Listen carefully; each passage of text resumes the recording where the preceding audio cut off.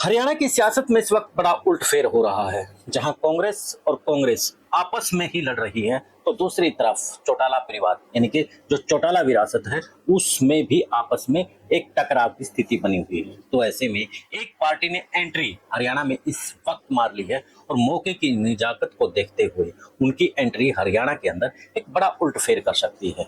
तो वो कौन सी पार्टी है जो हरियाणा की सियासत में अब इस वक्त एंट्री मार रही है, और जिन नेताओं के बलबूते पर वो एंट्री मारेगी, तो क्या उन नेताओं के बलबूते पर वो कामयाब हो जाएगी, ये भी बड़ा सवाल है।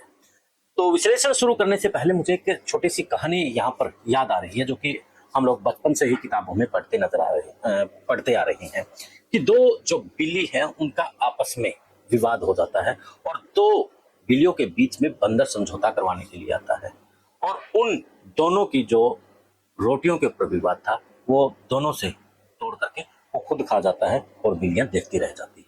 तो ऐसा ही कुछ यहाँ कांग्रेस और इनेलो के साथ में हो सकता है, और जो पार्टी इस वक्त एंट्री मार रही है वो कहीं जैसे यूपी में खेल हुआ ऐसा ही खेल हरियाणा में ना कर दे। आप समझ ही गए होंगे। कमेंट में जरूर बताना, चैनल को फॉलो शेयर और सब्सक्राइब भी साथ करते रहना, क्योंकि हरियाणा की सियासत की खबरों के पीछे की खबर द इनसाइडर न्यूज ही आप तक पहुंचाता है।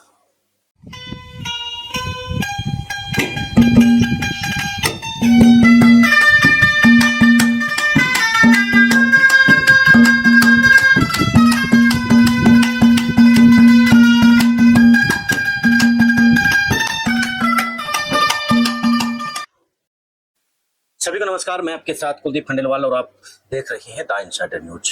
हरियाणा की सियासत में इस वक्त बड़ा उल्टफेर चल रहा है, जहां एक तरफ ब्रजेंद्र सिंह और जयप्रकाश के बीच में तू मैं बढ़ती जा रही है, तो वहीं अब उदय भान के साथ में अभय सिंह चौटाला का वाद विवाद बढ़ता जा रहा है। तो वहीं तीसरी तरफ जेजेपी और इनेलो के बीच में भी तनातनी है। तो वहीं रणजीत सिंह चौटाला को लेकर के भी खबरें आ रही हैं कि वो भी एक नई पार्टी बना सकते हैं।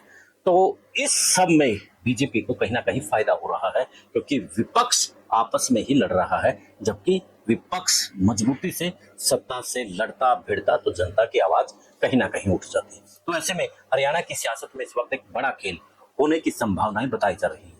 सूत्र बता रहे हैं कि हरियाणा की राजनीति में इस वक्त मायावती अपनी टीम के साथ में एक्टिव होती नजर आ रही है, और यहाँ पर बहुजन समाज को लेकर के एक बड़ी टीम के साथ में वर्किंग स्टार्ट करती है। तो ऐसे में बीजेपी के साथ में आईएनएलडी और कांग्रेस के लिए कहीं ना कहीं खतरे की घंटी हो सकती है। अगर उन्होंने आम जनता के मुद्दा के साथ में जो बीजेपी का वोट बैंक है और जो आईएनएलडी का वोट बैंक है और जो कांग्रेस का वोट बैंक है, वहां छेड़खानी कर दी, तो बड़ा खेल होने की संभावना है।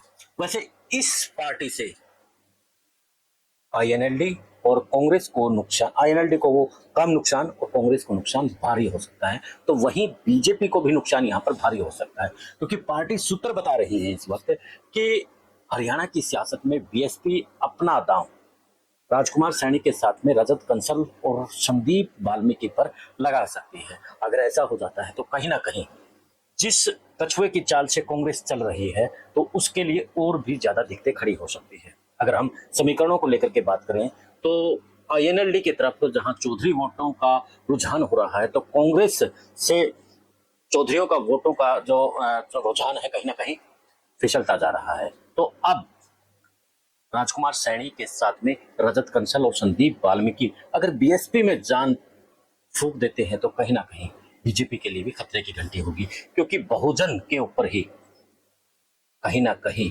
जो बीजेपी खा रही है ना, वो बहुजन का खा रही है।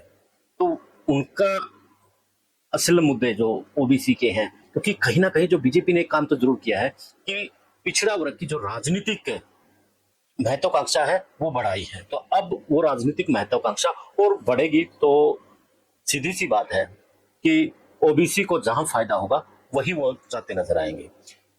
ओबीसी को लेकर के चाहे उच्च वर्ग के पद हैं, चाहे दूसरी नौकरियों के अंदर आरक्षण के प्रावधान को लेकर के अगर राजकुमार सैनी बसपा के साथ मिलकर के अगर खेल खेल देते हैं, तो कहीं ना कहीं बीजेपी के लिए ये बड़ा नुकसान होने की संभावनाएं रहेंगी। तो दूसरी तरफ जिस बीएससी के मुद्दे को लेकर के बीजेपी जोर शोर से उठा रही है, तो संदीप वाल्मीकि जो कि एमएलए थे और पूर्व मंत्री भी हैं, तो वो उसका भी तोड़ जानते हैं।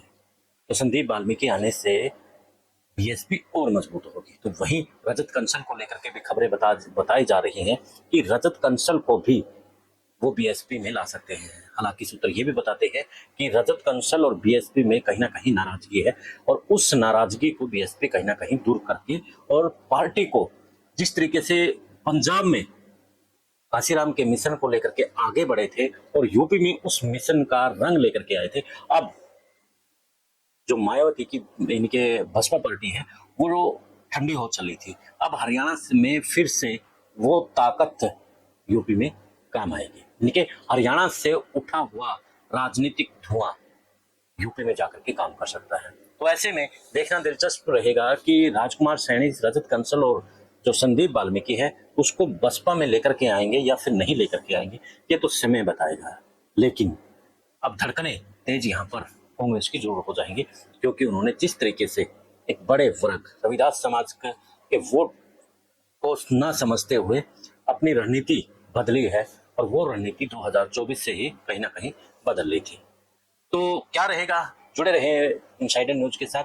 आप भी कमेंट करके बता सकते हैं आपको क्या लगता है कि बसपा हरियाणा में कामयाब होगी या फिर नहीं होगी। और इसके साथ राजकुमार सैनी, संदीप वाल्मीकि और रजत कंसल क्या बसपा में आएंगे, तो कमेंट करके जरूर बताना। चैनल से जुड़े रहना और बेल आइकन की जो घंटी है उसको भी दबा देना ताकि नोटिफिकेशन आप तक पहुंच जाए और इनसाइडर न्यूज की जो खबरें हैं आप तक पहुंच जाए। मिलते हैं फिर। जय हिंद, जय भारत, जय हरियाणा।